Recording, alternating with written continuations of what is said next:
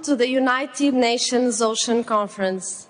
I invite to the stage the Honourable Mayor of Lisbon, Mr. Carlos Moedas, to deliver welcoming remarks on behalf of the city of Lisbon. The floor is yours.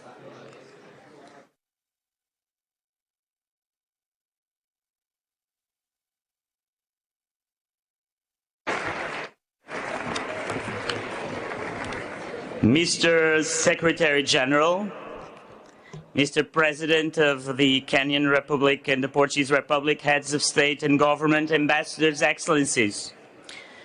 Downstream of where we are, along the beautiful Tagus River, you find the Tower of Belém, marking the end of the river and the beginning of the sea.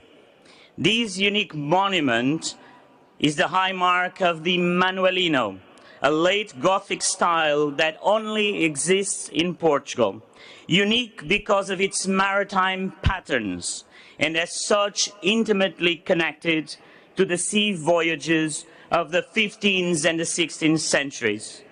The tower was the first line of defense of the city, but also the final outpost before ships had to face perilous seas and uncharted waters.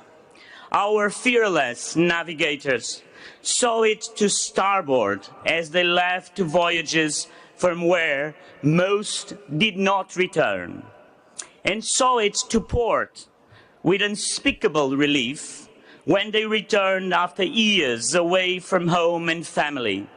So this tower is about much more than art. This tower serves as a powerful symbol. It is Portugal's symbolic frontier between the known and the unknown.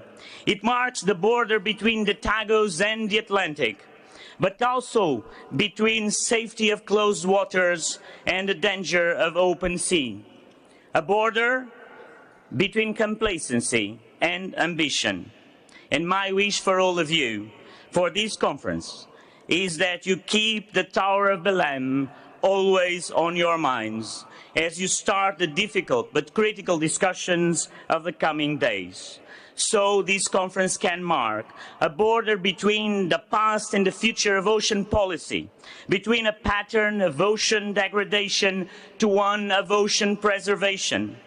Will we be able to look back and say that Lisbon was the conference, that was a watershed moment of protection of our ocean, that from the Tagus River we set on a journey towards a healthy, sustainable ocean, that we had the courage to face the unknown, but also creativity to capture the enormous potential of the ocean in a sustainable way.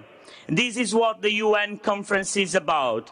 These are the questions you need to answer.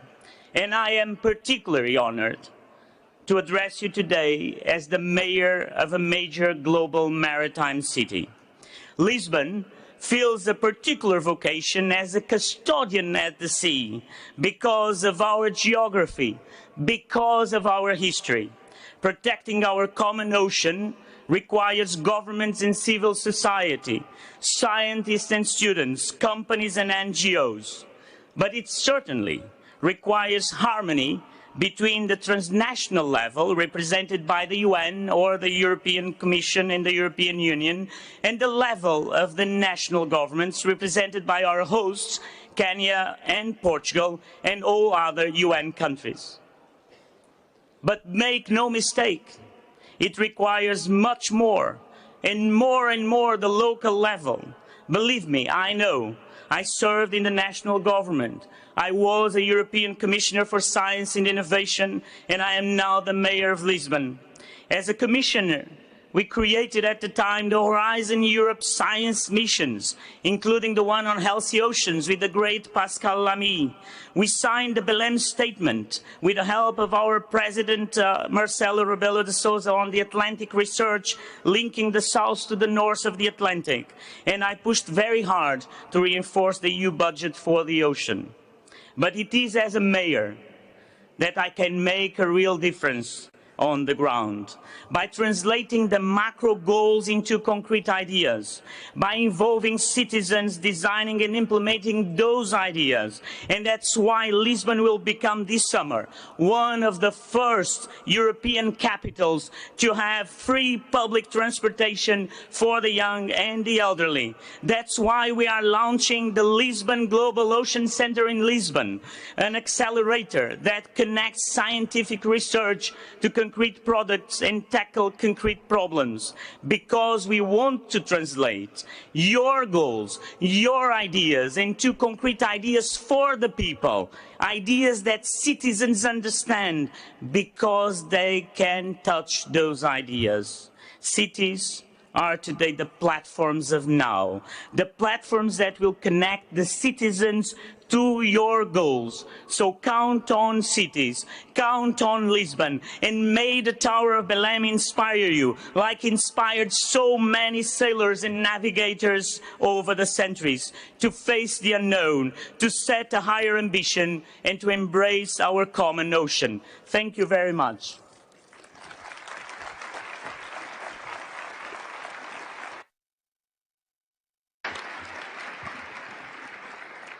Distinguished heads of state and government, ministers, excellencies, ladies and gentlemen, I declare open the 2022 United Nations Conference to support the implementation of Sustainable Development Goal 14, conserve and sustainably use the ocean, seas and marine resources for sustainable development.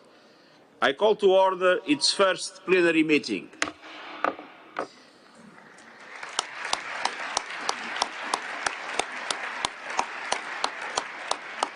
In accordance with Rule 17 of the Provisional Rules of Procedure, I will serve as temporary President of the Conference until the election of its two presidents. And I promise this will be the only bureaucratic part of this conference. I should like to extend a warm welcome to all of you, and I'm looking forward to a successful and productive conference. As representatives are aware, this conference is held pursuant to General Assembly Resolution 73-292 of 9 May 2019 and Decision 75-578 of 9 September 2021 on the overarching theme of scaling up ocean action based on science and innovation for the implementation of Goal 14, stock-taking, partnerships and solutions. I now invite the conference to proceed with the election of the two presidents, one from Kenya and one from Portugal. It is my understanding that there is a general agreement among all delegations to elect His Excellency Uhuru Kenyatta, President and Commander-in-Chief of the Defence Forces of the Republic of Kenya, and His Excellency Marcelo Nuno Duarte Rebelo de Sousa, President of the Portuguese Republic, as Presidents of the Conference. May I take it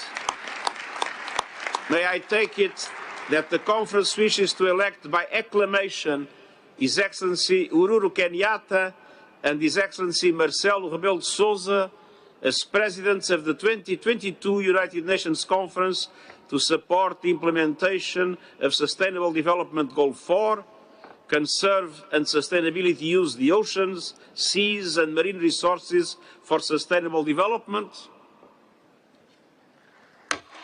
It is so decided.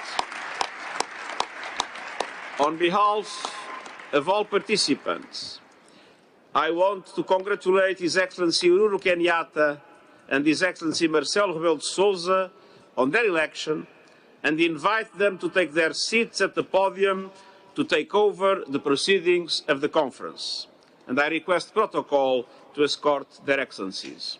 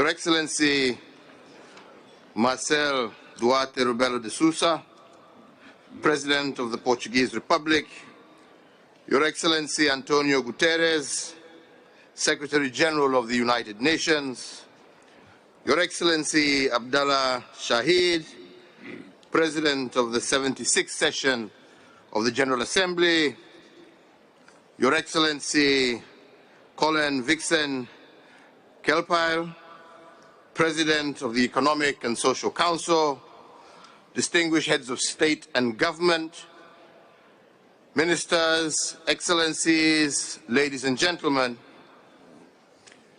it is indeed an honor and a privilege for me to have been elected President of the 2022 United Nations Conference to support the implementation of Sustainable Development Goal number 14, which is to conserve and sustainably use the oceans, seas, and marine resources for sustainable development, and this together with His Excellency Marcelo Rebelo de Sousa of the Portuguese Republic.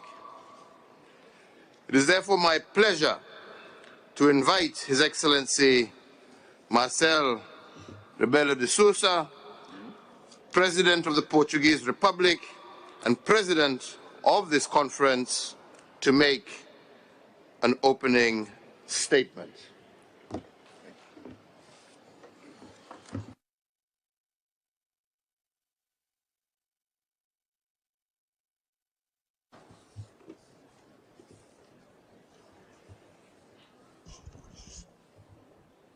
Your Excellency, President Uhuru Kenyatta, Your Excellency Antonio Guterres, Secretary General of the United Nations, Your Excellency Abdullah Shahid, President of the 76th Section of General Assembly, Your Excellency Colin Vixen Calapil, President of the Economic and Social Council, distinguished heads of state and government, ministers, excellencies, NGO, foundations, movements, activists, ladies and gentlemen. It is an honor and a privilege for me to have been elected on behalf of the Portuguese people and Portuguese state and government, President of the 2022 United Nations Conference to support the implementation of Sustainable Development Goal 14, together with His Excellency President Uhuru Kenyatta. Dear friends, welcome to Portugal. This conference comes at the right place, at the right time, with the right approach, and with the right Secretary General of the United Nations. Yes, it is indeed an honor and a pleasure to have His Excellency Antonio Guterres promoting this important meeting as UN Secretary General, a man of principles, a man of convictions, a promoter of peace, social justice and sustainable development. The right place, Lisbon, Portugal. Portugal is what it is because of the oceans. Portugal, a platform between oceans, continents, cultures, civilizations. In the past, in the present, in the future. Sometimes succeeding, others failing, but always present and building bridges, as this fruitful co-organization with Kenya, another bridge builder, one from the north, the other from the south. The right time, in spite of 2 years of forced postponement, of a pandemic, of a war, of dramatic economic and social crisis, and even together with the G7 meeting and the NATO summit. Regime, institutional powers, politicians go, the oceans stay. They are millions and millions of years old, long before humanity. They will be there for another millions and millions of years, provided we take care and stop killing them. Right time too, because oceans are central in geopolitical balance of power, healthcare, economic resources, energy, mobility, migrations, scientific and technological development, climate change. All of these is present either in the context or in the outcome of pandemic, of war, and of crisis. Right time also, because we must recover too much time we have lost and give hope a chance. Once again, before it is too late. The right approach, because life is too often dispute, fight, dissent, unilateralism, war, for various reasons. Goals, ambitions, frustrations, values, needs, perceptions. But life is also and must be convergence, dialogue, tolerance, multilateralism, international institutions, global cooperation in common priorities. The ocean, its sustainable development as long-term climate action are now the best examples of our other approach. So vital for so many states and so many people all around the world, forgotten or minimized by the mediatic leading narrative of the so-called first world, the wealthiest and privileged one, and vital for those younger generations that will in any case lead the future, and that spoke in a youth and innovation forum yesterday, expecting their voices to be heard during this conference. Excellencies, the right time, the right place, the right challenges and their effect on our short-term, intense, unidimensional day-by-day living. The right approach, having to deal with avoidable and unavoidable dissents and wars, always hoping to overcome them by peace, but believing in and fighting for a more cooperative world. As the agreements achieved in these last years and mostly in these last months showed, as the talks preparing the outcome of this conference showed, this must be the conference of deconfinement and ambition. At the right place, the right time, the right approach. Here we are today. Be welcome, feel at home. Thank you very much.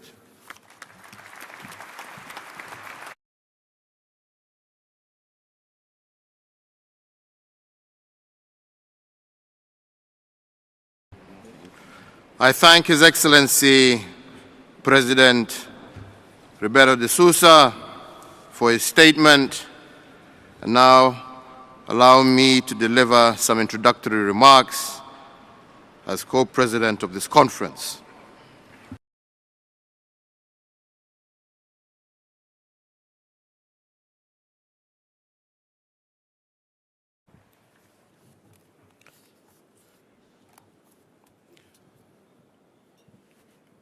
Your Excellency, President Marcelo Rebelo de Sousa, President of the Republic of Portugal, and our gracious host, Your Excellencies, Heads of State and Government, Your Excellency Antonio Guterres, Secretary General of the United Nations, Your Excellency Abdallah Sharif, President of the General Assembly, Your Excellency Colin Kepail, President of the Economic Social Council, Your Excellency Liu Zhengmin, Secretary General of the Conference, Your Excellency Ambassador Peter Thomas, United Nations Secretary General's Special Envoy for Oceans, Honorable Ministers, distinguished guests, ladies and gentlemen, let me say that it gives me great pleasure to join the President of Portugal to welcome you to the second UN Oceans Conference,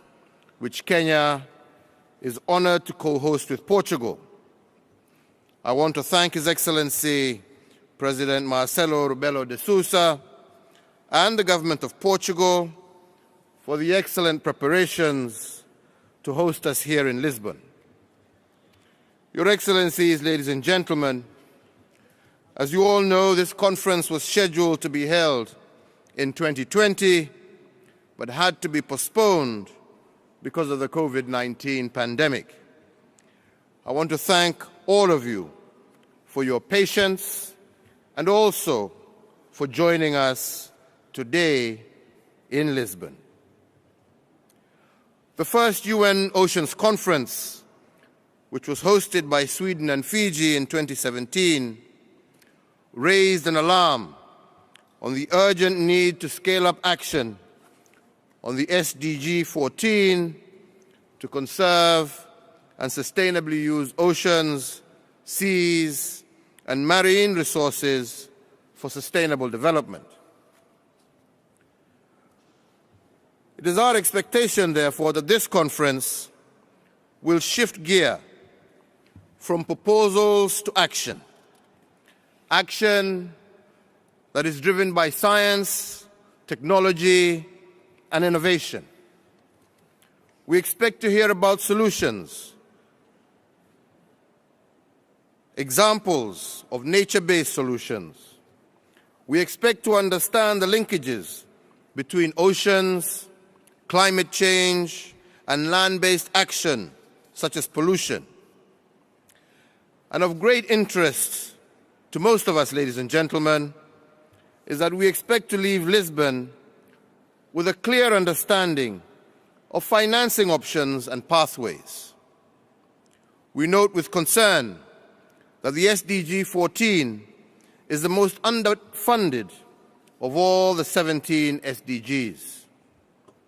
So, Your Excellencies, ladies and gentlemen, the ocean is the most underappreciated resource on our planet. Most of us do not comprehend just how central the ocean is to human existence.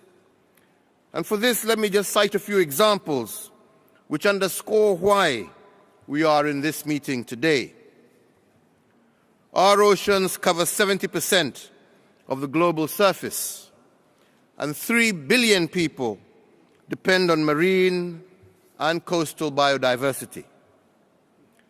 The ocean is home to about 80% of all life in the world, and it supplies nearly half of the oxygen we breathe, and 90% of the world's goods are traded across oceans, and this list goes on and on.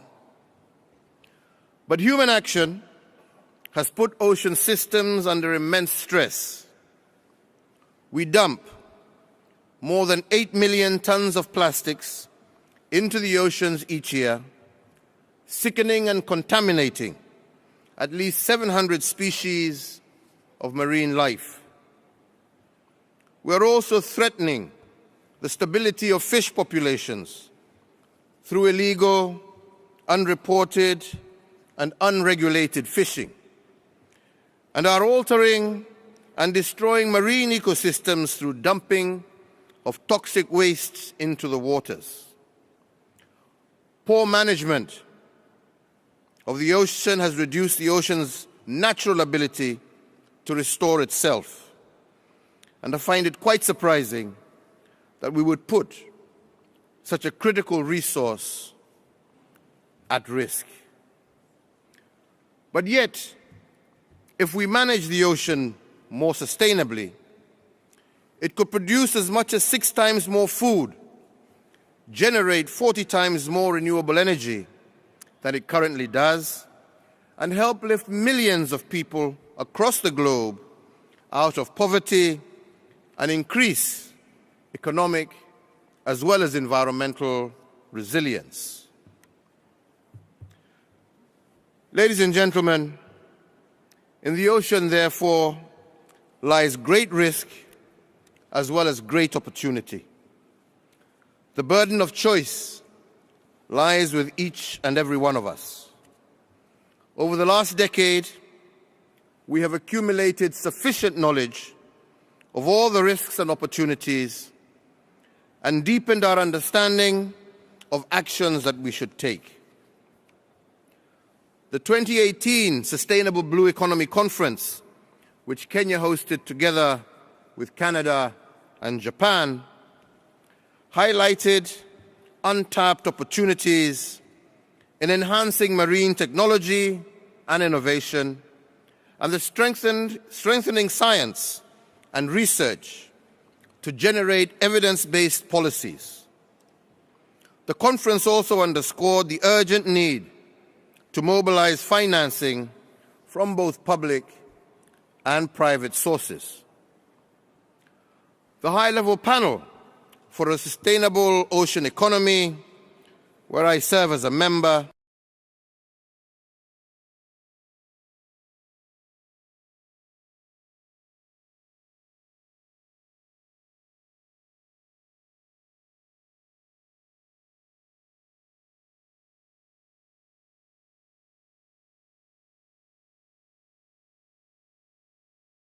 has commissioned a compendium of evidence-based reports, including reports on addressing plastic, enhancing the ocean economy, and making the benefits from the ocean economy equitable. So, ladies and gentlemen, our actions are not commensurate with the threat that faces the oceans. We urgently need to build an ocean-based economy where effective protection, sustainable production, and equitable prosperity go hand in hand. These actions must be taken collectively because the ocean is a global common good. 2/3 of our global waters lie in areas beyond national jurisdiction of economic zones. Action or lack of action in one sea will have a positive or negative effect on other seas. Success in managing our global aquatic resource therefore requires and hinges critically on all of us working together. We need, ladies and gentlemen, to build political momentum towards ocean climate action as we head for the 27th session of the UN Climate Conference in Sharm el-Sheikh in Egypt in November of this year. We can no longer continue to make commitments that we cannot honor. Excellencies, ladies and gentlemen, as I conclude, let me stress the importance of engaging all stakeholders. The youth, for example, must be our torchbearers on ocean action, and they need a front row seat in this discussion. The inspiring ocean-based actions that the youth presented yesterday demonstrate that they indeed are and can be a part of the solution. So as I conclude, I take this opportunity to wish all of us fruitful deliberations, and in the years to come, I would like us to look back on Lisbon as the place where we bent the arch of history and boldly chose to sustainably produce and protect our oceans. I thank you.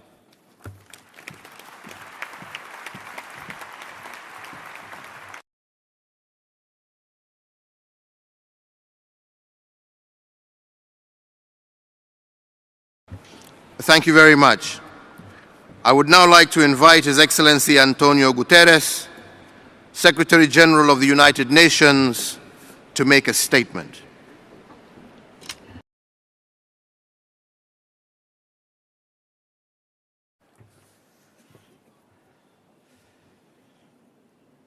Excellencies, distinguished delegates, dear friends, all protocol observed. Allow me, in my own city and in my own country, to say a few introductory words in my own language.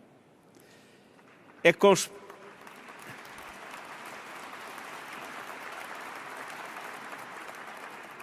com especial gosto e indisfarçável satisfação que regresso ao Parque das Nações, em Lisboa, para um evento da maior relevância sobre os oceanos. E a todos os presentes dirijo uma especial saudação de boas-vindas à Conferência Oceanos das Nações Unidas de 2022. E agradeço aos governos de Portugal e do Quénia, dois países com larga tradição marítima, unidos pelo mar e pela história, a organização desta conferência e toda a dedicação, empenho e recursos colocados na sua preparação. Partilho com os meus concidadãos portugueses uma especial afinidade com o mar. O poeta Fernando Pessoa deixou-nos a mensagem de que, e cito, Deus quis que a terra fosse toda uma, que o mar unisse, já não separasse. Faço, pois, votos para que esta conferência represente um momento de unidade e de aproximação entre todos os Estados-membros em torno dos assuntos do mar e da proteção e preservação dos oceanos. Excellencies, when we see the Earth from space, we truly appreciate that we live on a blue planet. The ocean connects us all. Sadly, we have taken the ocean for granted, and today we face what I would call an ocean emergency. We must turn the tide.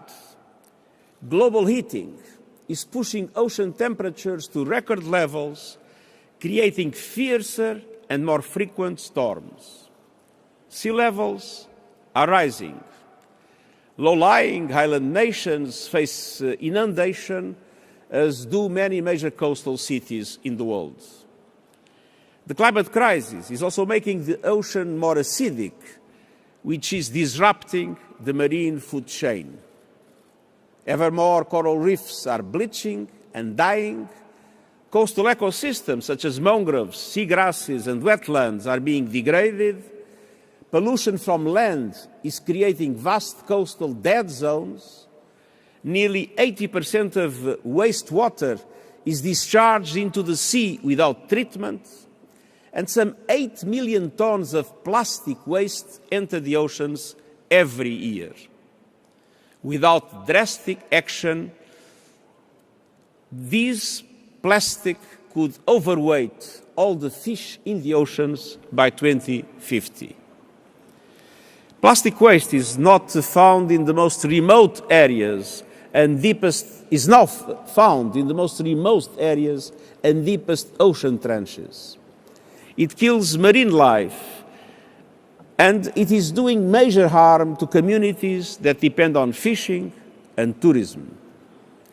One mass of plastic in the Pacific is bigger than France. Unsustainable fishing practices are also rampant. Overfishing is crippling fish stocks. So, Excellencies, we cannot have a healthy planet without a healthy ocean. Our failure to care for the ocean will have ripple effects across the entire 2030 agenda. The ocean produces more than half of the oxygen we breathe. It is the main source of sustenance for more than 1 billion people. And industries relating to the ocean employ some 40 million people, and a healthy and productive ocean is vital to our shared future. 5 years ago, at the last United Nations Ocean Conference, we issued a call for action to reverse the decline in ocean health and to restore the productivity, resilience, and ecological integrity. And since then, many communities have come together to protect the marine resources they depend on. International partnerships have been working to create marine protected areas for the recovery of fisheries and biodiversity. And where salt management has been undertaken, fisheries have rebounded. The legal framework for ocean issues, the legal framework for ocean is well established in the United Nations Convention on the Law of the Sea, which says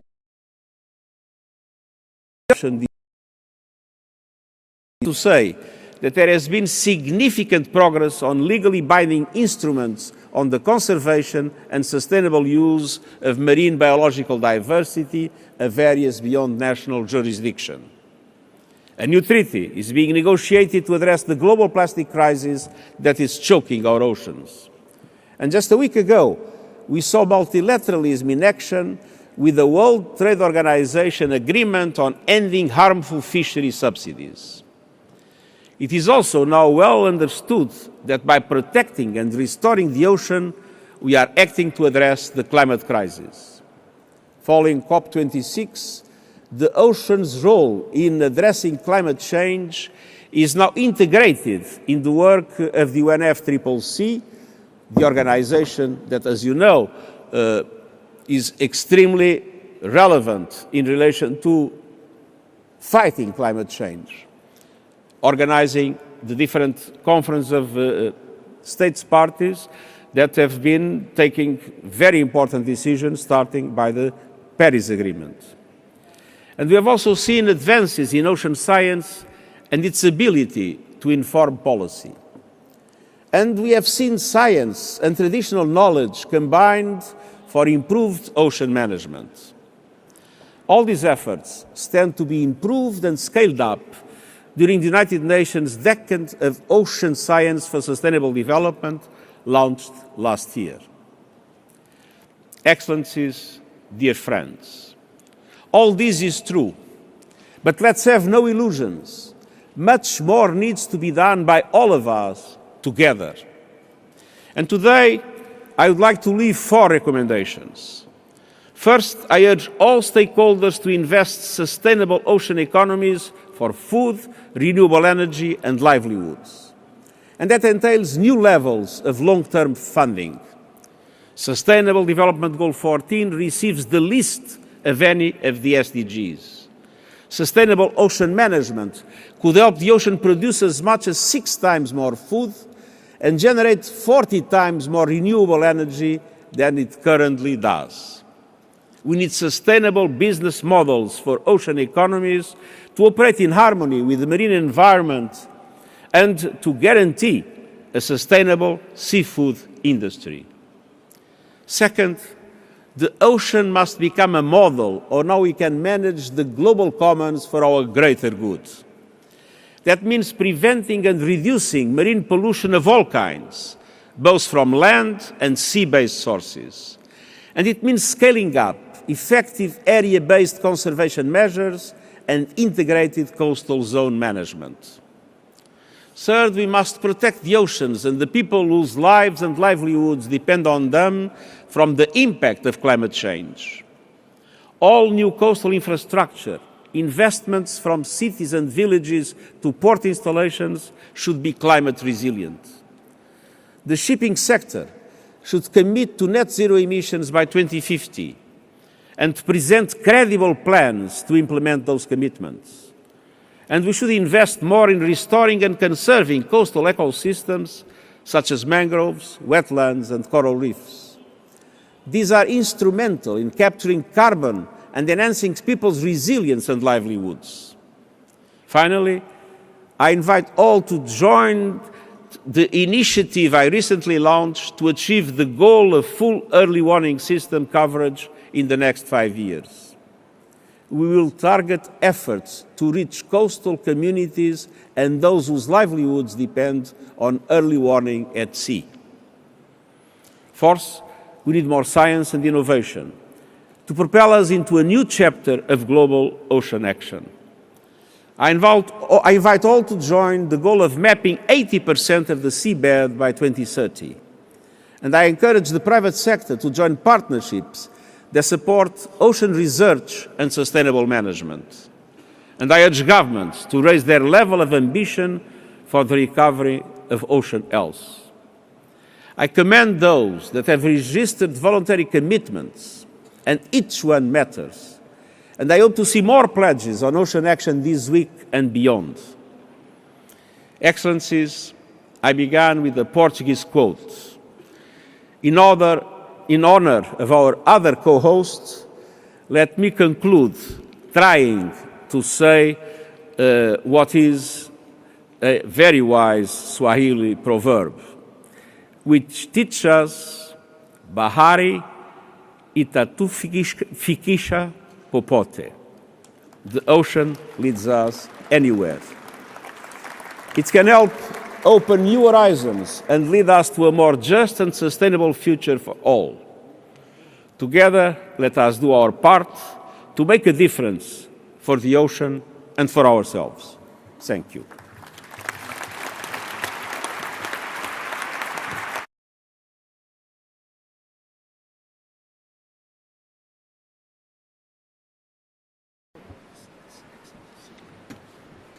I thank the Secretary General of the United Nations for his statement, and I now invite His Excellency Abdallah Shahid, President of the 76th session of the General Assembly, to make his statement.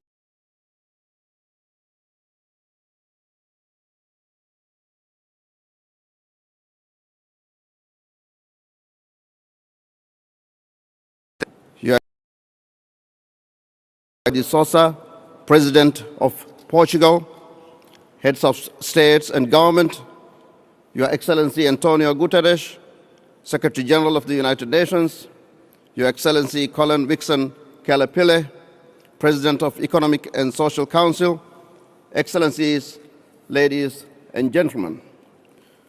I wish to commend our co-hosts, Portugal and Kenya, for their unwavering commitment to the ocean protection and conservation, and express my gratitude for the opportunity to join you. President Kenyatta, it is heartening to see your leadership on all aspects of environment issues. President de Sousa, thank you for your hospitality, your leadership, and your generous welcome to this beautiful country. As we meet here for the Ocean Conference, and as the waves of gratitude from around the world are cascading on the coast of Portugal, paying tribute, expressing gratitude to a great son of this magnificent nation, a true champion of multilateralism, a staunch advocate for humanity, and a standard bearer of stronger and more ambitious climate action, and a true protector of the ocean, my dear friend and our dearest Secretary General, Antonio Guterres. We say thank you. I also acknowledge the outstanding work of the Special Envoy of the Secretary General for the Oceans and the 71st President of the General Assembly, His Excellency Peter Thompson. I also thank the city of Lisbon for playing host to the Ocean Conference. It gives me immense pleasure to be here in this beautiful city. My dear friends, I'm a Maldivian. Whether I'm here as the President of the General Assembly or not, the ocean is in my blood. It runs through my life's narrative from childhood to parenthood, from my career in the Foreign Service to my parliamentary experience and to what I represent today. I am from a large ocean state. I am a child of the ocean. It is an inescapable truth and reality for me as a person, as a Maldivian, that the ocean is an essential part of life on this planet. I know these words ring true for many of you here today, for the small islanders, for the coastal residents, for the workers dependent on tourism and coral reefs, for the fisher persons, and for all those, however we turn to the ocean for livelihood, for reprieve, and for enjoyment. Indeed, beyond those who look to the blue horizon each day, the entirety of humanity relies upon the ocean for half of the oxygen we intake. This is why we are here this week, to stand for a resource that has carried us, figuratively and literally, through our entire existence. My friends, the ocean connects us all. It connects humanity, connects our planet. There is no context where we live on this planet without it. This ocean conference is an opportunity for us to take concrete, demonstrable action to underscore our commitment to save the ocean, to protect it against the threats, both human-driven and otherwise, that would take it away from us. And in this regard, on Friday, we will adopt a declaration that will give direction and set the tone for our future work. I was pleased to reappoint the permanent representative of Grenada, Her Excellency Keisha Megura, and permanent representative of Denmark, His Excellency Martin Herman, for this task. And I commend them and their experts, Ms. Nerissa Williams and Ms. Mira Bergman, for delivering, and thank all member states for their outstanding commitment. My dear friends, the 2022 UN conference comes at a critical and timely opportunity. On the one hand, the ocean faces a myriad of threats, from climate change to plastic pollution, from overfishing to acidification. The impetus to act is clear and resounding. On the other hand, we have a momentum, and the wind, or in this case, the current, is on our back. The 40th anniversary of the United Nations Convention on Law of the Sea has reiterated our shared responsibility for the ocean. Recent efforts, such as the landmark agreement on ending plastic pollution and the new World Trade Organization deal on fisheries subsidies, give cause for hope. And there is optimism towards an international legally binding instrument on the conservation and sustainable use of marine biological diversity of areas beyond national jurisdiction. Solid partnerships across all stakeholders are being established and strengthened, as I witnessed in Palau earlier this year at the Our Ocean Conference. We have a strong foundation to build upon. Here in Portugal, the Ocean Conference can set the tone for what needs to be done. We can help to identify and define key areas of science-driven ocean action and to outline policies to be implemented by governments to deliver on change. We can highlight the contributions of female scientists to the study and protection of the ocean and commit to bring a stronger gender perspective to our work. I met yesterday with a group of women leading on this field, and I was impressed and inspired by their work. Women scientists represent, on an average, 38% of researchers in ocean science. While this is 10% higher than science in general, still it is not enough. We can also harness the energy, the passion, and the commitment of young people in our work. We need your ideas and your creativity now more than ever. The Ocean Conference can also strengthen the links between our efforts here and those on climate change, biodiversity, land degradation, and drought. What is happening in each of these areas has a direct impact on the ocean and vice versa.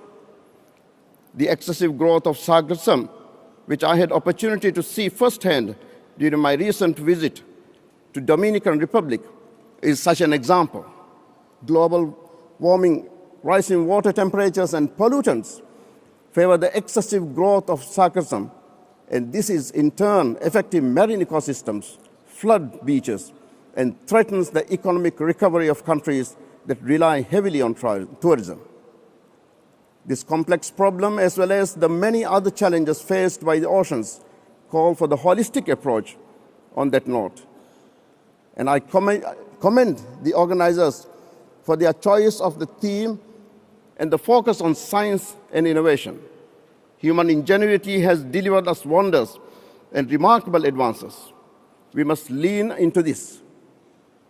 There is a future where sustainable ocean tourism drives economies and yet does not harm, where renewable energies, including ocean-based systems, reduce carbon emission and protect vital ecosystems, where circular economies thrive and our production and consumption does not degrade the world around us.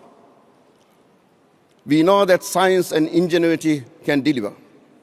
As I heard yesterday from women scientists, to ensure we come together to protect the ocean, we should all leave this conference standing with one hand up and the other hand down.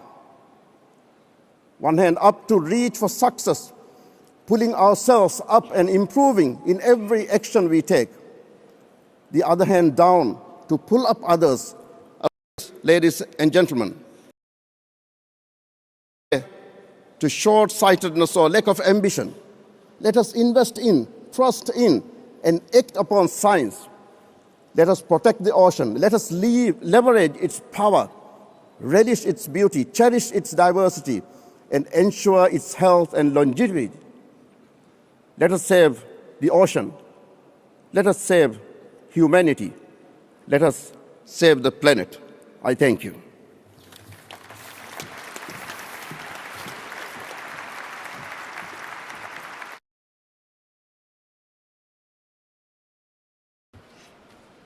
I thank the President of the General Assembly for his statement, and I now invite His Excellency Colin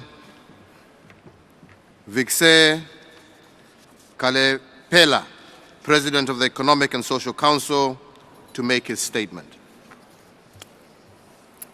Excellencies, Presidents of Kenya and Poland, the co-presidents of the conference, President of the United Nations General Assembly, Abdullah Shahid, Secretary General of the United Nations, Antonio Guterres, Excellencies, Heads of State and Government, Honorable Ministers, distinguished delegates, ladies and gentlemen. It is a distinct honor for me to participate and deliver some opening remarks at this very historic 2022 United Nations Ocean Conference. At the outset, I commend the governments of Portugal and Kenya for co-hosting this important and timely conference, and the Mayor of Lisbon for welcoming us in this very beautiful coastal marine city. I applaud the co-presidents for ably organizing this conference, and I wish them a successful outcome with tangible, actionable commitments and targets that should perfectly also reinforce the mandate of the United Nations Economic and Social Council, ECOSOC. Excellencies, ECOSOC plays a significant role in monitoring and reviewing implementation of the 2030 Agenda for Sustainable Development and in promoting the three dimensions of sustainable development: the economic, social, and environmental. In other words, the Council is the home of all the SDGs. This 2022 United Nations Ocean Conference offers a perfect opportunity to take stock of the implementation of SDG 14 on life below water, dealing with conservation and sustainable use of oceans, seas, and marine resources for sustainable development. This is a critical moment to decisively address the combined impacts of the triple planetary crises of our time: climate change, biodiversity loss, and pollution, which have been aggravated by the COVID-19 pandemic. It is urgently imperative that we exert more effort to conserve and sustainably use the oceans, seas, and marine resources for sustainable development. Healthy and well-managed oceans, seas, and marine resources are fundamental to saving our planet and supporting our livelihoods and prosperity for all, as well as the survival of all other species. Our well-being is inextricably linked to the health and sustainable productivity of our oceans, as more than 3 billion people, as alluded by the co-president Uhuru Kenyatta, rely on oceans for their livelihoods. The world's oceans contribute to poverty eradication, sustained economic growth, global trade, and food security. Notwithstanding these benefits, inconsiderate human activities are increasingly undermining the health and productivity of the oceans and our environment, and thus escalating the climate crisis. As highlighted in the recently released report of the Secretary General on progress towards the Sustainable Development Goals, the world's oceans and seas continue to rapidly deteriorate due to increasing acidification, eutrophication, and plastic waste, endangering the planet's largest ecosystem and billions of livelihoods, with small-scale fisher communities the hardest hit.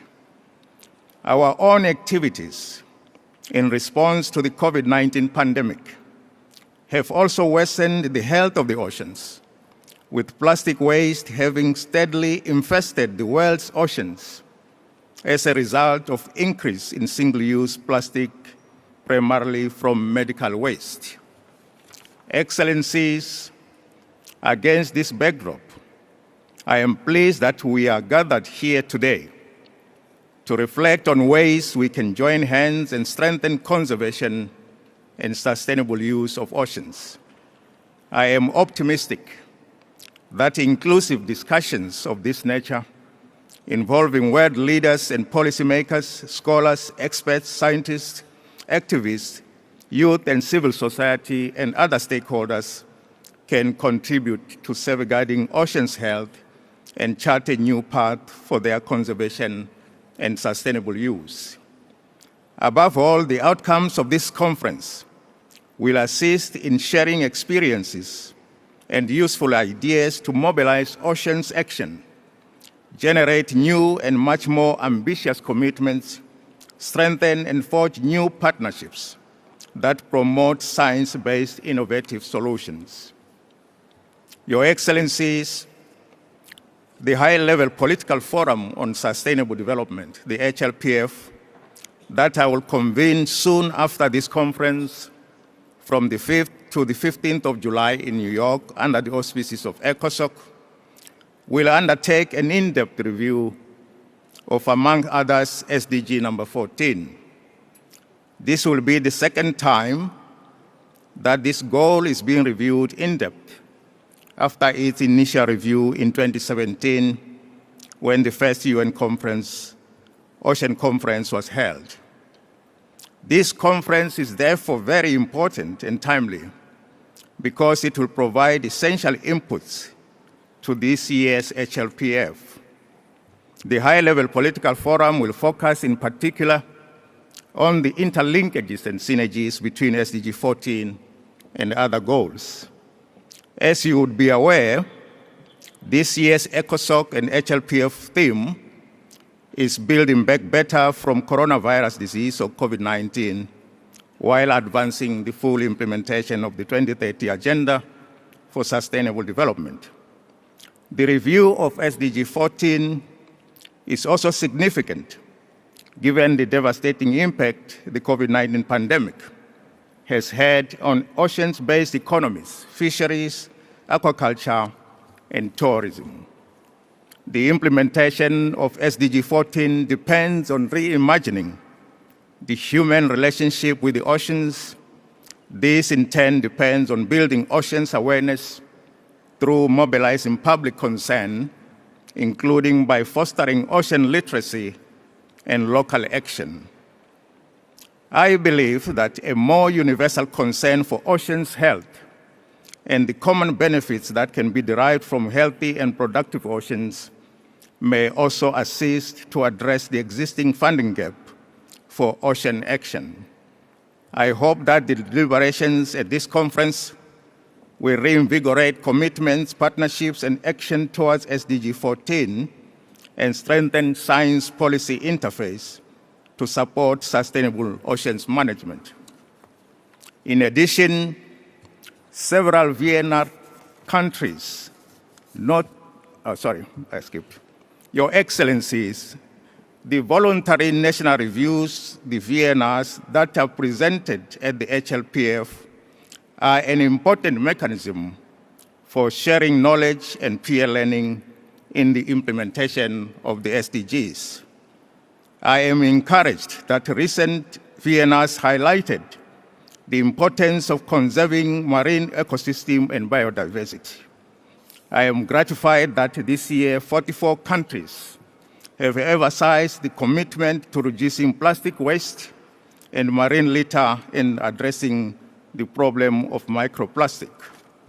In addition, several VNR countries have noted the need to strengthen institutional capacity in the area of marine science and the blue economy, and the need to protect fisheries resources.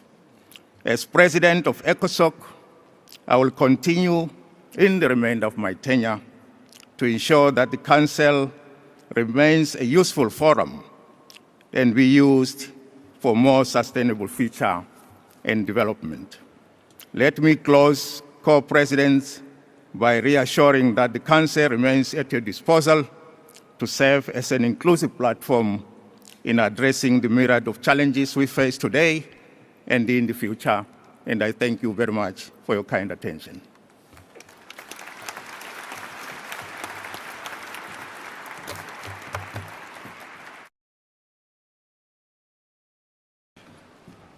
I thank the President of the Economic and Social Council for his statement, and I now invite Mr. Liu Zhenmian, Secretary General of the Conference and the Undersecretary General for Economic and Social Affairs, to make a statement.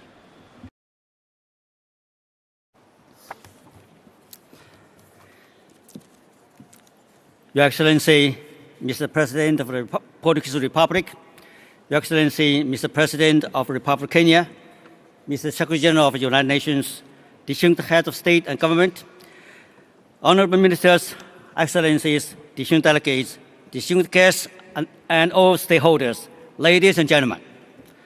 As the Secretary General of the 2022 UN Ocean Conference, I would like to take this opportunity to express my sincere appreciation to the co-hosts of this conference, governments of Portugal and Kenya. They have worked tirelessly and under very difficult circumstances over the past 3 years to make this important conference a reality. I would like to thank the Secretary General Guterres for his inspiring words just delivered at this opening of the conference. It is my hope that we can act on his call to accelerate actions and build new partnerships for ocean health so that together we can learn from each other and promote solutions anchored in science and innovation for a sustainable ocean, as envisaged by the theme of this conference, Scaling Up Ocean Action based on science and innovation for the implementation of the Goal 14, stock-taking, partnerships, and solutions. I would also like to thank the President of the UN General Assembly and the ECOSOC President for their guidance and support for the preparation of this conference. I would also like to congratulate all delegations for coming to agreement on a concise, action-oriented outcome document for formal adoption at the closing of this conference. I would especially like to thank Her Excellency Ambassador Keisha McCurry, Permanent Representative for Grenada to the United Nations, and His Excellency Ambassador Martin Herman, Permanent Representative of Denmark to the United Nations, for their able stewardship of this important milestone document entitled Our Ocean, Our Future, Our Responsibility. I'm particularly happy to see the focus on science and innovation, the recognition and acknowledgement of the ocean climate biodiversity nexus, and the call for empowerment and full and equal and meaningful participation of women and girls in progressing towards achieving Goal 14. Distinguished delegates, not only are we falling behind in our quest to achieve Goal 14, but we are also still suffering from uncertainty and the after effects of the global COVID-19 pandemic. We should be confident that while every crisis, the path to recovery provides opportunity. We must take opportunity offered by the COVID-19 recovery to put in place the actions and policies needed for a more sustainable ocean, to build more equitable blue economies that promote the well-being of all people in long term. Therefore, I urge all your delegations to make your commitments and pledges to enrich the registry of voluntary commitments that is managed by UNDESA, the United Nations Department of Economic and Social Affairs. These commitments are key to stemming the declining health of the ocean. Every step counts. Every commitment, however small, matters. We must also take this opportunity to direct support towards marine scientific research, ocean observation and monitoring, including research and monitoring relating to social sciences. Marine scientific research will help us better understand how the ocean supports our lives and livelihoods, and how it might better inform our policies. We must ensure that all countries can benefit from scientific and technological innovations as they rebuild their economies. Ladies and gentlemen, during this conference, we will host 9 plenary meetings and 8 interactive dialogues to address priority topics around SDG 14 targets. The plenary meetings will be devoted to statements by world leaders, ministers, heads of delegations, and major stakeholders. The interactive dialogues are designed to be collaborative and multi-stakeholder in nature. They will focus on recommendations to support the implementation of Goal 14, including through strengthened cooperation, building on existing successful partnerships, and stimulating innovative and concrete new ones, taking into account the theme of this conference. Distinguished delegates,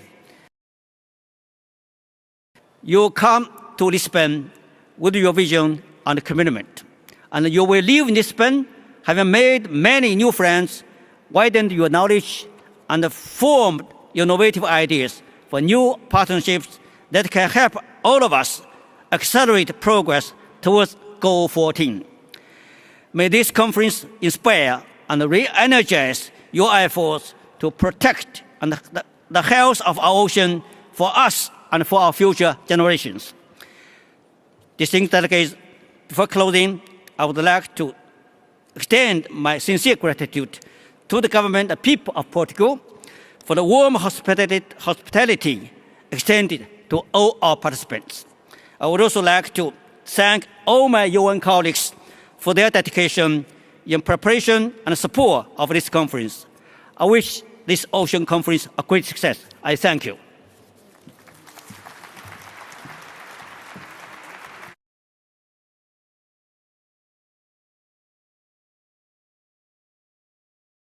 I thank the Secretary General of the Conference for his statement. We have now heard the last speaker for the opening segment of this conference. And I now invite the conference to consider item number 3 of the provisional agenda, entitled Adoption of the Rules of Procedure. The conference has before it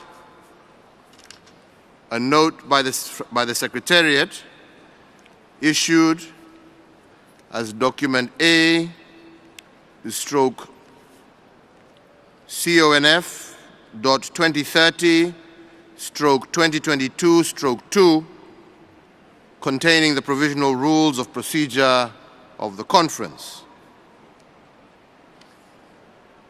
May I take it that the conference agrees to adopt the rules of procedure contained in the document A/CONF.230/2022/2. I hear no objection. It is so decided. The conference has thus concluded its consideration of the agenda item number 3.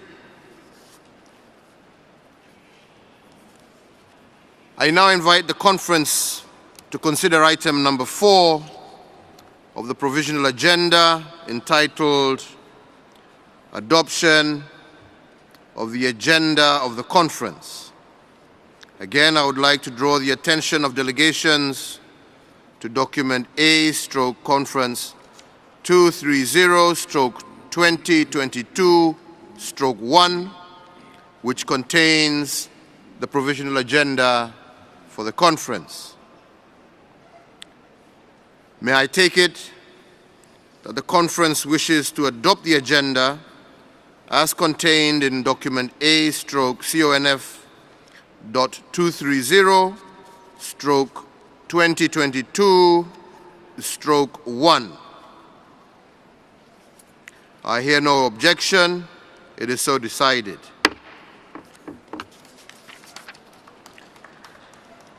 I now invite the conference to consider item number 5 of the agenda, entitled Election of Officers Other than the Presidents.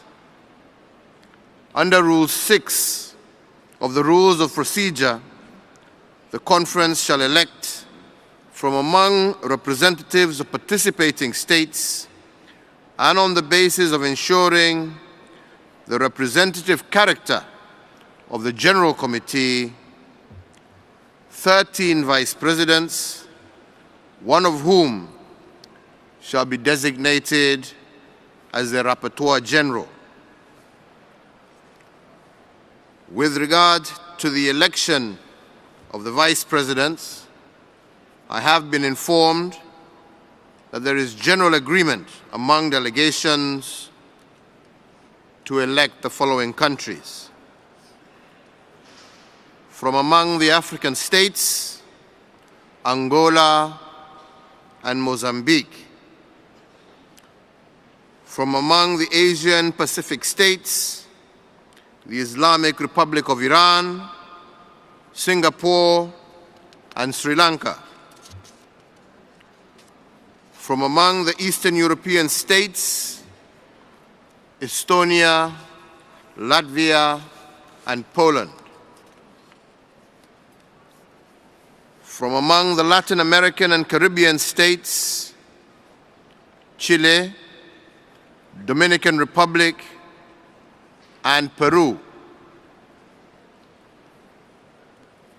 And from among the Eastern European and other states, Iceland and Malta.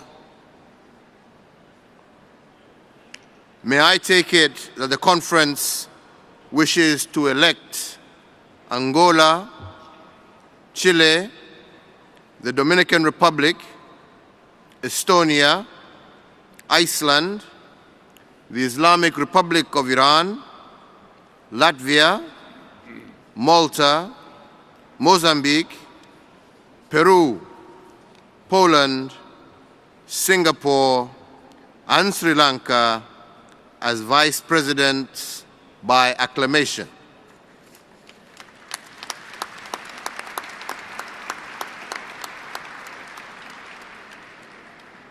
It is so decided.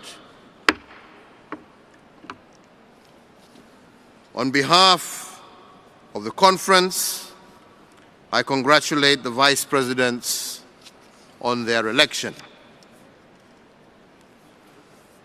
Also under this item, and in a letter dated 24th June 2022 from the permanent representative of Kenya and Sweden to the United Nations in New York, addressed to the President of the General Assembly, that was circulated to all permanent representatives and permanent observers to the United Nations in New York, the Presidents would like to propose that the conference elect 2 ex officio vice presidents from Kenya and Portugal. May I take it that the conference wishes to elect Kenya and Portugal as ex officio vice presidents?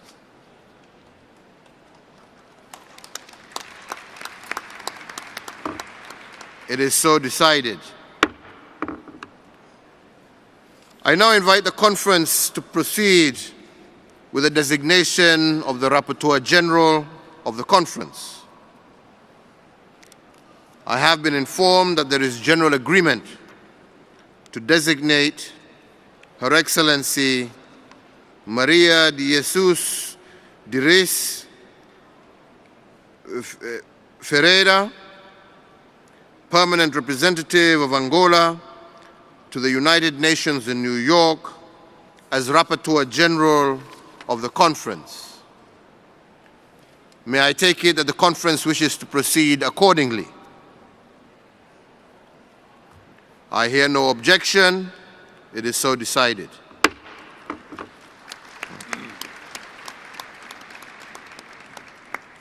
On behalf of the conference, I congratulate Her Excellency Maria de Jesus de Reis Ferreira on her designation as Rapporteur General of the conference, and I invite her to take her seat at the podium.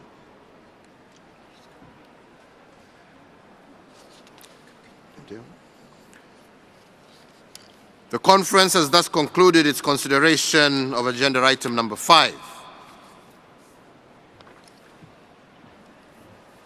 I now invite the conference to consider agenda item 6, entitled Organization of Work, including the establishment of subsidiary organs and other organizational matters. The conference has before it a note by the Secretariat entitled Organizational and Procedural Matters, contained in document A/CONF.230/2022/3. May I take it that the conference wishes to approve the organization of work set out in document A/conference.230/2022/3? I hear no objection. It is so decided. In relation to the 8 interactive dialogues, I would like to inform the conference that in accordance with the mandate provided to us by the General Assembly Resolution 73/292, the Presidents have appointed the following co-chairs. His Excellency David Parker, Minister of Environment and Minister of Oceans and Fisheries of New Zealand, and Her Excellency Flavian Joubert, Minister of Environment, Energy and Climate Change of the Seychelles, as co-chairs of the interactive dialogue on addressing marine pollution. His Excellency Abrao Vincent, Minister of the Sea of Capo Verde, and His Excellency Espen Barth Eide, Minister of Climate and Environment of Norway, and as co-chairs of the interactive dialogue on promoting and strengthening sustainable ocean-based economies, in particular for small island developing states and least developed countries.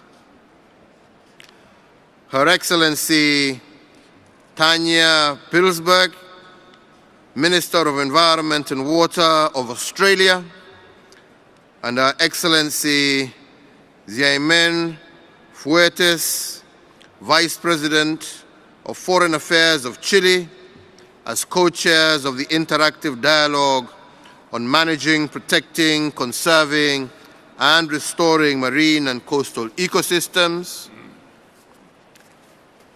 His Excellency John Kerry, Special Envoy for Climate Change of the United States, and His Excellency Matthew Samuda, Minister without portfolio in the Ministry of Economic Growth and Job Creation of Jamaica, as co-chairs of the Interactive Dialogue on Ocean Acidification, Deoxygenation, and Ocean Warming.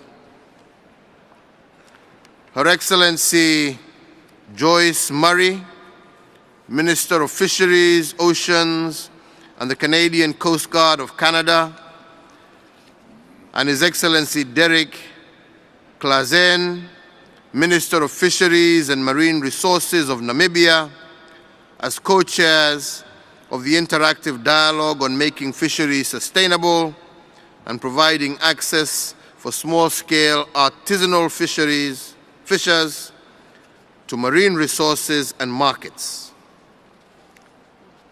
Her Excellency Amelia de Montchamp, Minister of Ecological Transition and Territorial Cohesion of France, His Excellency Franz Tachebak, Minister of Environment and Energy of Costa Rica, as co-chairs of the Interactive Dialogue of Increasing Scientific Knowledge and Developing Research Capacity and Transfer of Marine Technology.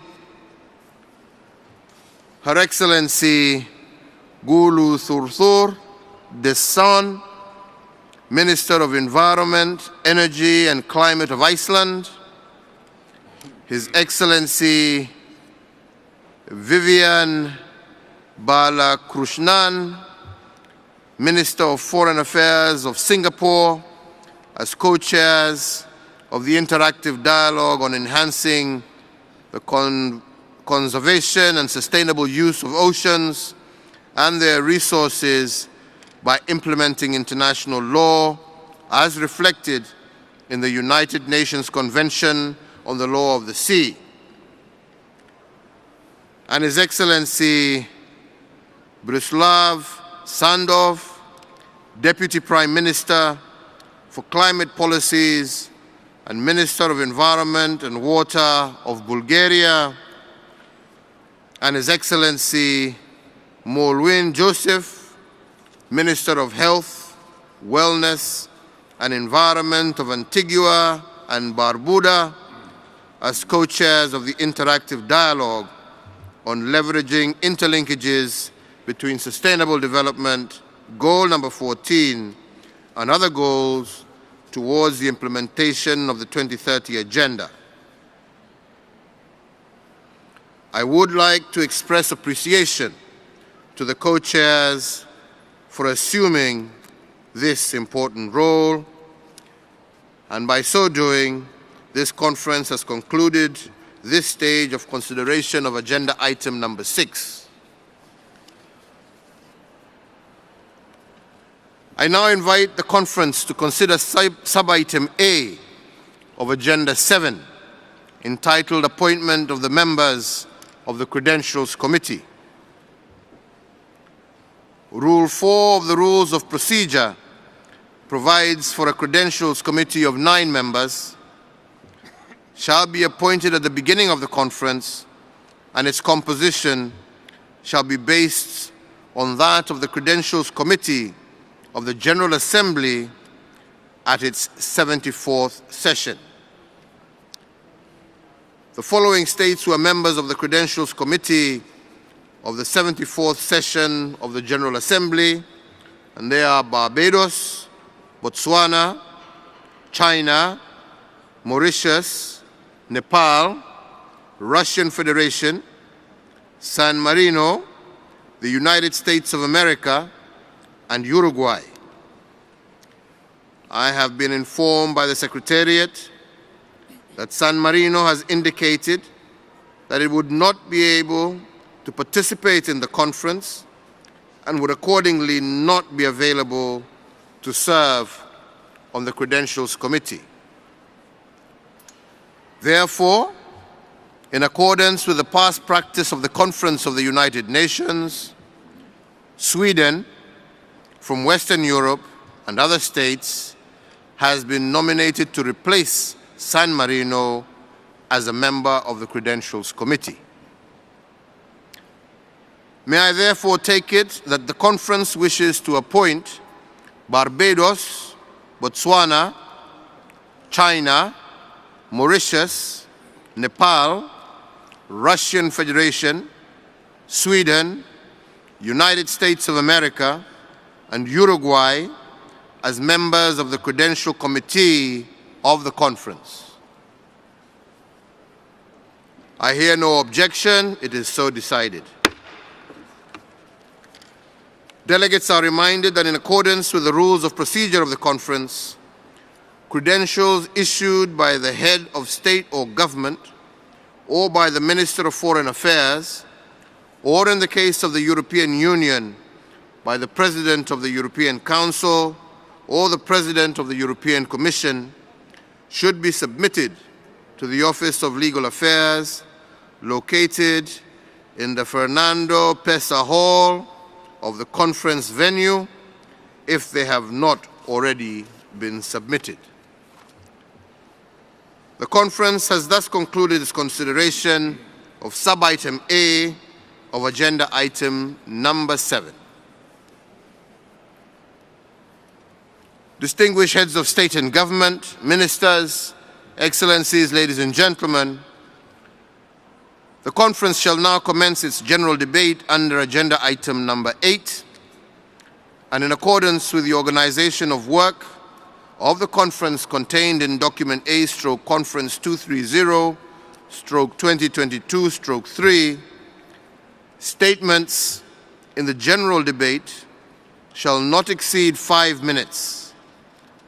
Speakers with longer statements are encouraged to read a shorter version of their text and to submit the full length of their statement to e-statements-oceans@un.org for posting on the Journal of the United Nations. To assist speakers in managing their time, a timer is being projected on the screen. I now have the honor to invite His Excellency João Manuel Gonçalves Lourenço, President of the Republic of Angola, to address the conference on behalf of the community of Portuguese language countries.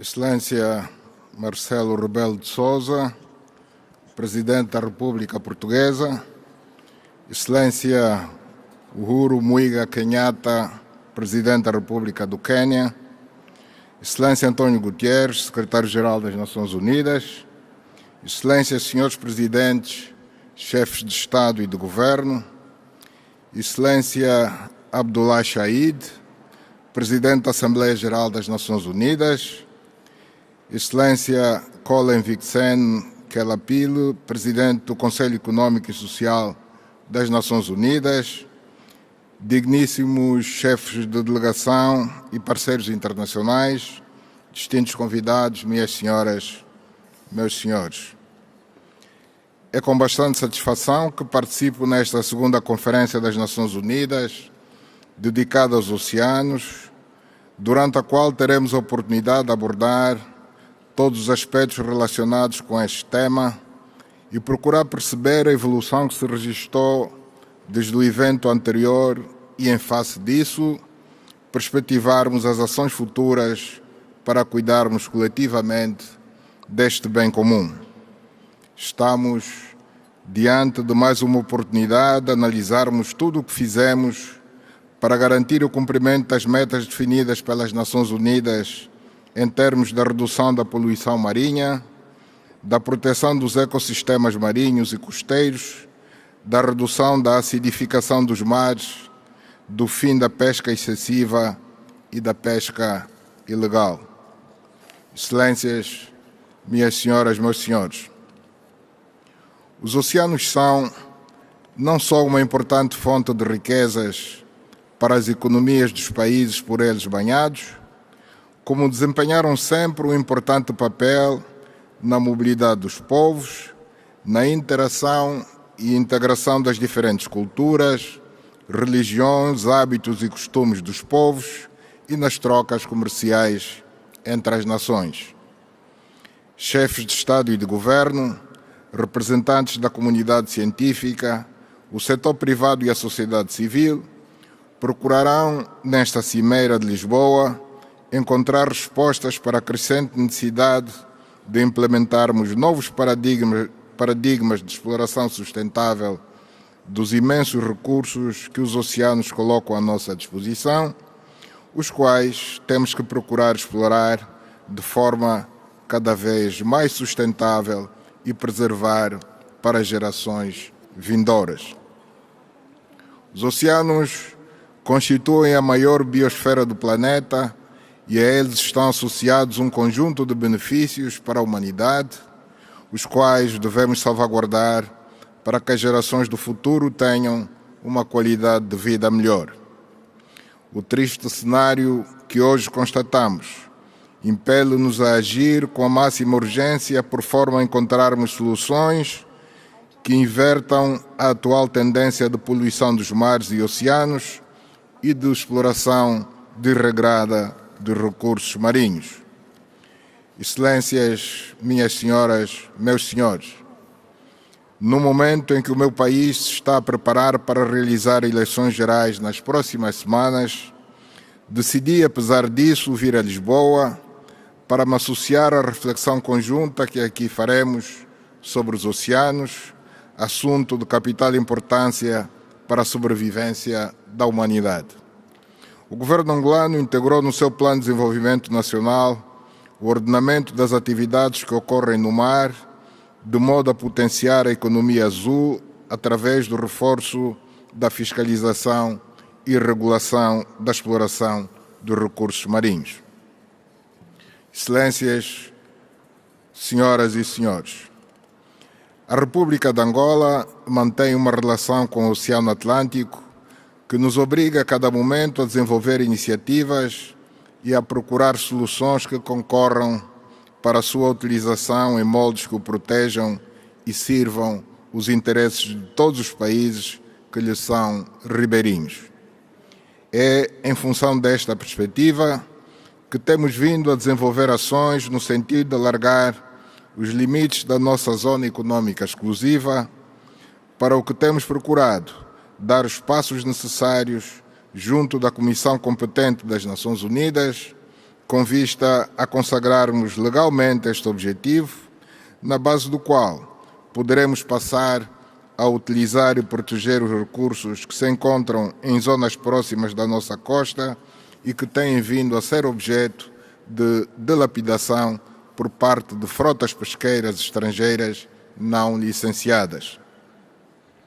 Excelências, minhas senhoras, meus senhores, não é hoje possível falarmos da necessidade da preservação e melhor exploração dos recursos marinhos sem falarmos também na necessidade da proteção do ambiente no geral, cuja degradação se reflete negativamente nos mares e oceanos.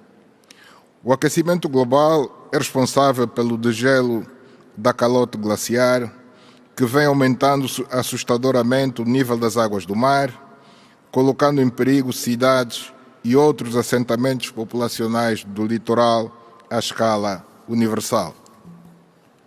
Este mesmo aquecimento global, que aumenta a temperatura média das águas dos oceanos, Também é responsável pelo aumento expressivo do número de ciclones, furacões e tsunamis no Atlântico, no Índico e no Pacífico, e que, sendo cada vez mais frequentes e devastadores, têm causado um elevado número de vidas humanas e danos materiais consideráveis em praticamente todos os continentes.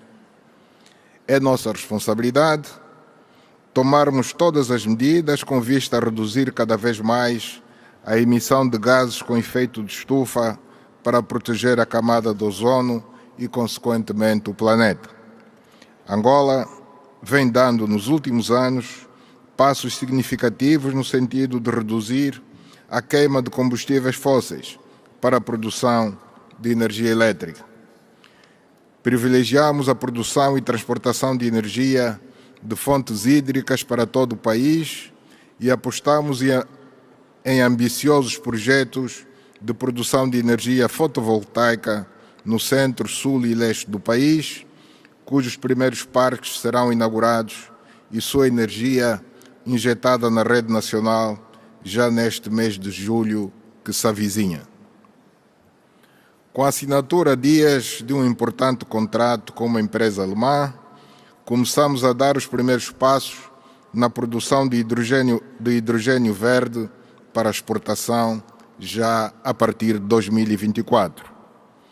Temos feito em Angola um grande esforço de qualificação de quadros capazes de ajudar o país a atender com eficácia e eficiência requeríveis os assuntos relacionados com as principais preocupações à volta dos oceanos e, nesse sentido, temos realizado um exercício importante em parceria com o programa Rise África da União Europeia, com vista a abordar a questão do agravamento da poluição marinha, sobretudo a proveniente dos resíduos sólidos urbanos, dos quais o plástico constitui o maior problema.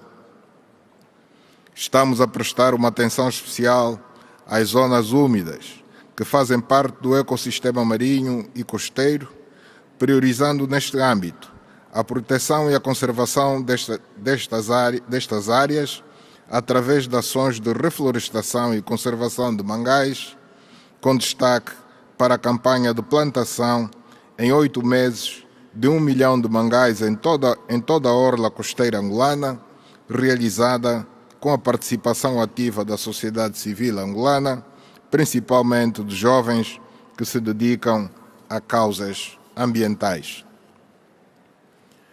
Excelências, minhas senhoras, meus senhores, estamos convencidos que não conseguiremos realizar os objetivos relacionados com a proteção do ecossistema marinho se não assumirmos com coragem a necessidade de se reforçar a capacidade de defesa e segurança marítima, fortemente ameaçadas por grupos de modernos piratas do mar que desenvolvem a sua atividade terrorista nas principais rotas marítimas, ameaçando seriamente o comércio internacional e a segurança nos oceanos. Neste capítulo, destaco muito em particular os problemas que se registram no Golfo da Guiné, no Corno de África e em outras zonas do planeta, onde a pirataria ameaça seriamente a utilização dos mares para fins pacíficos, como as trocas comerciais, o turismo e outras atividades conexas que impulsionam as economias. Considero importante a necessidade de se alargar a cooperação internacional com os países destas regiões, de modo a dotá-los de capacidade para fazerem face a esta ameaça global. Torna-se cada vez mais evidente a importância dos oceanos para o fluxo regular de mercadorias, o seu impacto no comércio mundial e na estabilização dos preços de bens essenciais e das matérias-primas, assim como no funcionamento normal da economia global. Perante esta constatação, sobressai necessariamente a importância fulcral e a necessidade incontornável da utilização pacífica dos oceanos como garante da sobrevivência em condições humanamente dignas das populações de todo o nosso planeta. Os oceanos, os mares e as infraestruturas terrestres a eles ligados como os portos comerciais, são de tal ordem importantes para as economias e para o bem-estar dos cidadãos do mundo inteiro, que o bloqueio dos portos ucranianos do Mar Negro está a causar a crise alimentar global que vivemos atualmente pela escassez de cereais, de fertilizantes e de oleaginosas para a produção de óleo alimentar. A esse respeito, importa que a União Europeia, as Nações Unidas e, de uma forma geral, toda a comunidade internacional priorize e concentre os seus principais esforços na busca de um cessar-fogo imediato e incondicional, seguido de negociações com as partes consideradas importantes para se alcançar e construir uma paz que seja verdadeiramente duradoura para a Europa e o resto do mundo. No momento em que não se conseguiu ainda superar a tensão reinante no Sudeste Asiático, na Península Coreana, nem no Golfo Pérsico, qualquer uma delas com o potencial de evoluir para uma confrontação nuclear, o mundo já não suporta o eclodir e manutenção de um novo conflito em pleno coração da Europa, pelas consequências que tem para a economia global, mas sobretudo para a paz e segurança mundial. Excelências, minhas senhoras, meus senhores, não poderia deixar de referir o grande esforço de cooperação que os Estados-membros da CPLP vêm realizando para assumir um protagonismo empenhado e interessado no debate sobre as questões relacionadas com os oceanos, se tivermos em conta o facto de sermos todos países costeiros e insulares. Destaco em todo este contexto algumas iniciativas bastante louváveis que foram sendo levadas a cabo, como os Blue Talks, que se constituíram numa plataforma de debates bastante úteis, realizados durante as semanas que antecederam esta conferência. Uma grande evidência da relevância que a CPLP atribui à sua relação com os oceanos é a declaração do Namibe, aprovada na província angolana com o mesmo nome. Trata-se de um importante documento jurídico que foi amplamente discutido entre todos os Estados-membros e visa a criação de uma plataforma de cooperação na promoção da pesca sustentável e combate à pesca ilegal, não declarada e não regulamentada entre os Estados-membros da CPLP. Excelências, minhas senhoras, meus senhores, queria aproveitar a ocasião para agradecer à Sua Excelência Marcelo Rebelo de Sousa, Presidente da República Portuguesa, à Sua Excelência Uhuru Muigai Kenyatta, Presidente da República do Quênia, por esta importante iniciativa da realização desta conferência e pelas excelentes condições de trabalho e acomodação proporcionadas às delegações presentes. Igualmente agradeço às autoridades portuguesas e a este povo acolhedor pela hospitalidade que nos está sendo brindada. Muito obrigado a todos.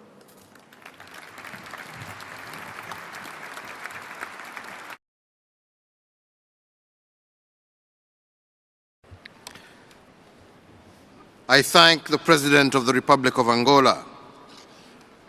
I now would invite His Excellency Marcelo Rebelo de Sousa to take over the proceedings of the meeting. Your Excellency.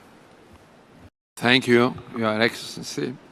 I now have the honor to invite His Excellency Surengel Whips, President of the Republic of Palau, to address the conference on behalf of the Pacific Small Island Developing States and also for a national statement. Presidents, distinguished delegates, ladies and gentlemen, I am honored to speak on behalf of the Pacific Small Island Developing States. I extend our congratulations to the presidents on their assumption